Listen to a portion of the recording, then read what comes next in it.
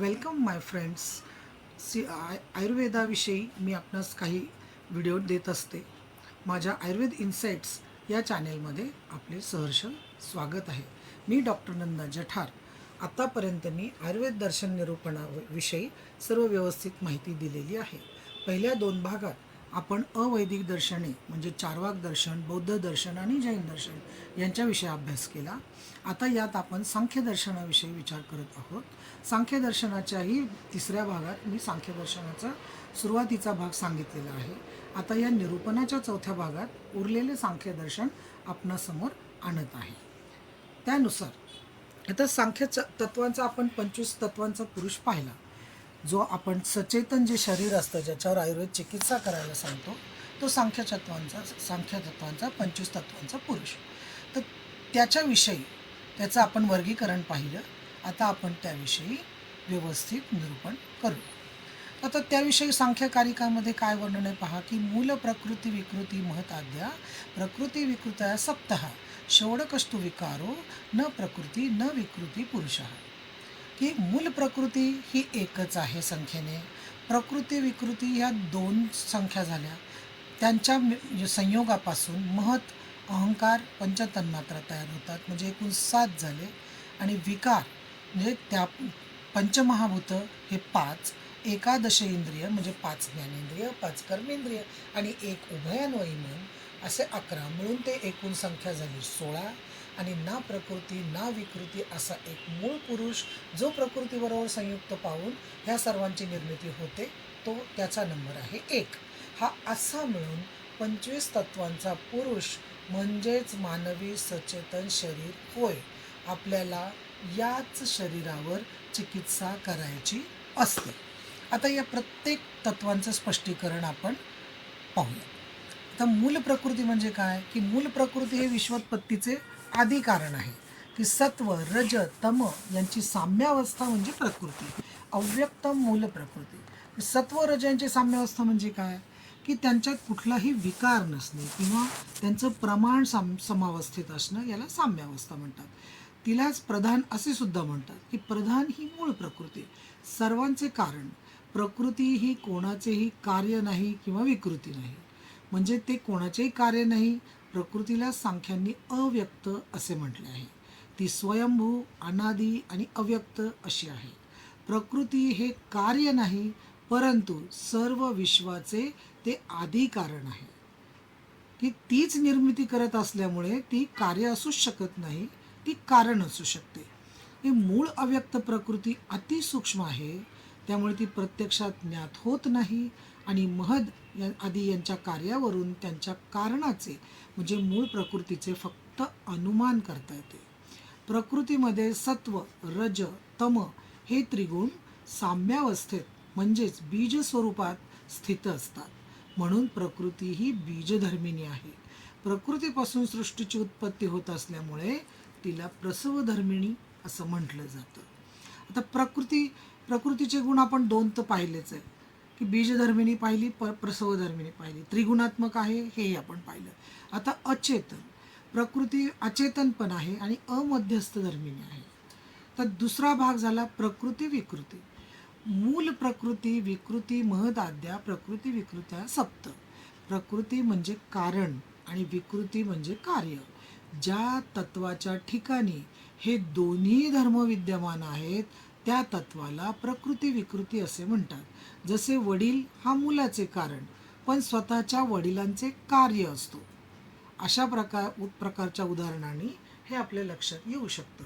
की सांख्य यांच्यानुसार महत अहंकार आणि पंचतन्मात्रा ही 7 तत्वे ही प्रकृती विकृती या परिभाषेमध्ये येतात. महत तत्व हे प्रकृतीचे कार्य आहे, तर अहंकाराचे कारण आहे. कारण प्रकृतीपासून अहंकार महत बनतं आणि महतपासून अहंकार बनतो. अहंकार हे तत्व महत याचे कार्य आहे, तर पंचतन्मात्रा आणि एकादश इंद्रियाचे कारण आहे. तर पंचतन्मात्रा हे अहंकाराचे कार्य तर पंचमहाभूतांचे कारण आहे. तर प्रकृतीपासून कार्यस्वरूपात महत अहंकार आणि पंचतन्मात्रा ही तत्वे उत्पन्न होतात. की या क्रमाने आणि व्यवस्थित समजून घेतले तर अवघड काहीच नाही. आता विकार कसे आहेत पहा. विकृती म्हणजे कारण की जे पूर्णपणे कार्य आहेत त्याला विकृती असे म्हणतात. की जसे आकाशादी 5 महाभूत, 5 ज्ञानेंद्रिय, 5 कर्मेंद्रिय आणि मन हे उभयान्वयी असल्यामुळे ते एक इंद्रियात समाविष्ट आहे. आणि या 16 तत्वांचा 11 आणि 5 यांचा असा हा 16 मिळून समावेशांना षोडश विकार असे म्हणतात. हे दुसऱ्याचे फक्त कार्य असतात, स्वतः कोणाचेही कारण नसतात, म्हणून यांना विकार असे म्हणतात. की उदाहरणार्थ पंचमहाभूत हे पंचतन्मात्रांचे कार्यस्वरूप आहे, परंतु स्वतः कशाचेही कारण नाही, म्हणून पंचमहाभूत हे विकार म्हणजे आजार असा अर्थ न घेता विकार म्हणजे निर्मिती असा अर्थ घ्या. की पंचतन्मात्रा म्हणजे काय की अणुस्वरूपात असलेले पंचमहाभूताचे स्वरूप हे मी तुम्हाला मागच्या व्हिडिओत सांगितलेच आहेत. की जोपर्यंत अग्नी हा चुलीत असतो, स्वयंपाक बनवतो, तोवर तो महाभूत असतो. पण जेव्हा या महाभूत विराट स्वरूपात प्रकट होतात, म्हणजे घराला जेव्हा आग लागते तेव्हा ते आपल्या आवाक्याच्या बाहेर जातात, त्यांना कंट्रोल करणं आपल्याला शक्य होत नाही. म्हणून यांचं प्रदूषण आपल्याला नेहमीच त्रासदायक ठरतं. अर्थात हा वेगळा मुद्दा झाला. आता न प्रकृती न विकृती, जे तत्व कोणाचेही कार्य नाही किंवा कारणसुद्धा नाही त्या तत्वाला न प्रकृती न विकृती अर्थात पुरुष असे म्हणतात.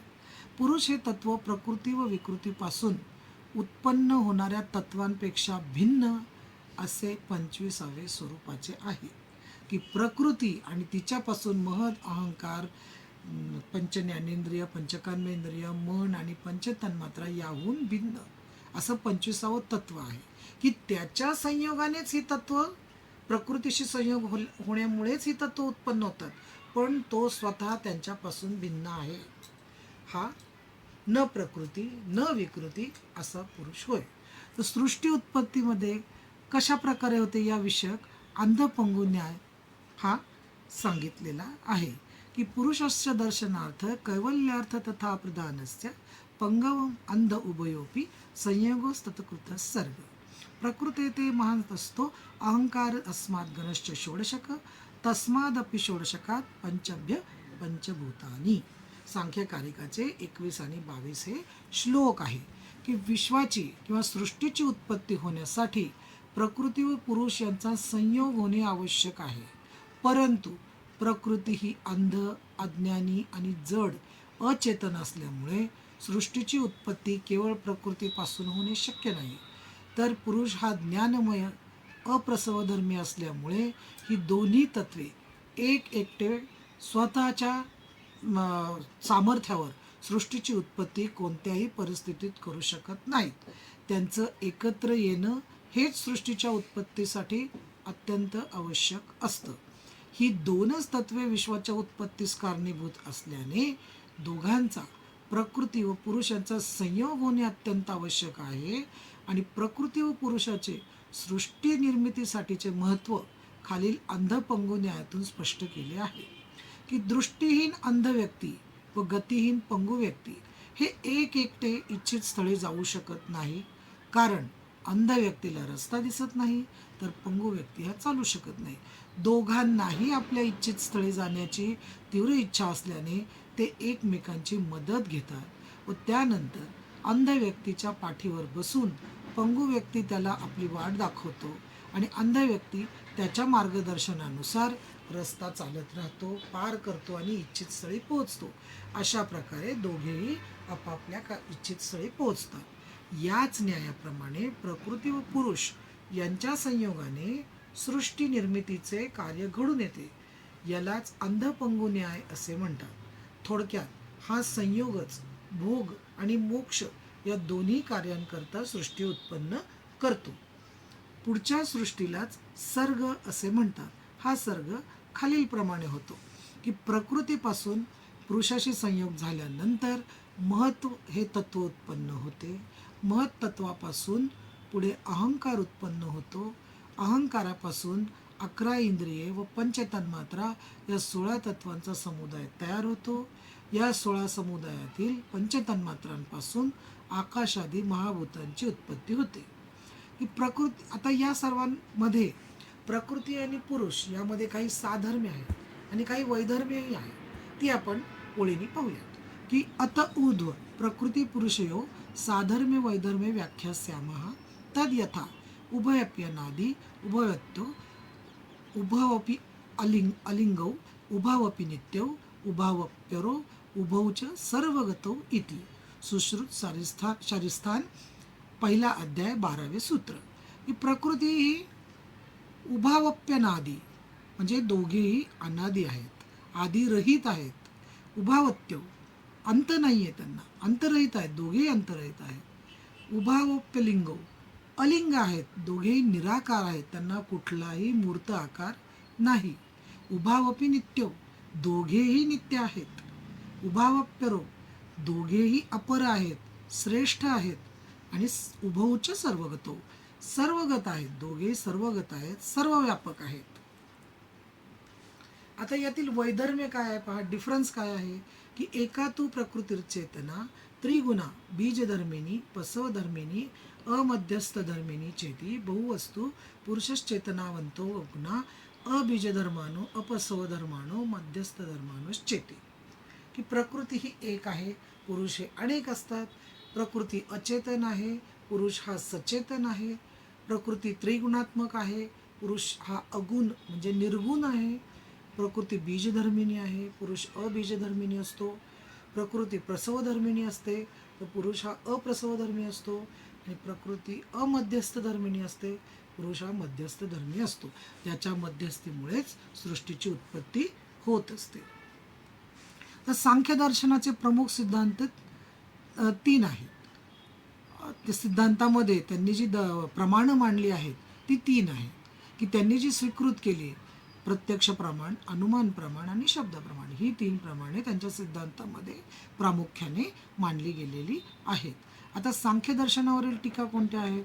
सांख्य तत्व कौमुदी ही आचार्य वाचस्पती मिश्रांनी लिहिलेली. सांख्य तत्व प्रवचन भाष्य ही विज्ञान भिक्खू सांख्यांनी लिहिलेली. तर दर्शनाचा मुख्य ग्रंथ आहे सांख्य कारिका. आता या दर्शनाला आयुर्वेदाने आपल्या अखत्यारीत स्वीकारलेले आहे आणि त्याचे आयुर्वेदात खूप महत्त्व आहे. की आयुर्वेद शास्त्राने सांख्यवर्णित सृष्टी विकास क्रमाचा स्वीकार करून त्याप्रमाणे आपला सृष्टी विकास क्रम मांडला आहे. यामध्ये सांख्यांच्या प्रकृती व पुरुष या तत्वांऐवजी अव्यक्त हे एकच तत्व मानले आहे, एवढाच फरक आहे. आयुर्वेद शास्त्राने सांख्यांच्या त्रिगुण सिद्धांतांचा स्वीकार करून त्याचा उपयोग स्वशास्त्र ज्ञानासाठी करून घेतला आहे. सांख्यांनी सांगितलेल्या सत्कार्यवाद, परिणामवाद यांचा स्वीकार करून आयुर्वेदाने आपले अनेक सिद्धांत मांडले आहेत. आयुर्वेदाने प्रत्यक्ष, अनुमान आणि आगम ही 3ही प्रमाणे जी सांख्यांनी स्वीकारलेली आहेत ती आयुर्वेदाने स्वीकारलेली आहेत. प्रत्यक्ष ज्ञान बाधक 8 कारणांचे वर्णन हे आयुर्वेद शास्त्राने सांख्य दर्शनांमधूनच घेतलेले आहे.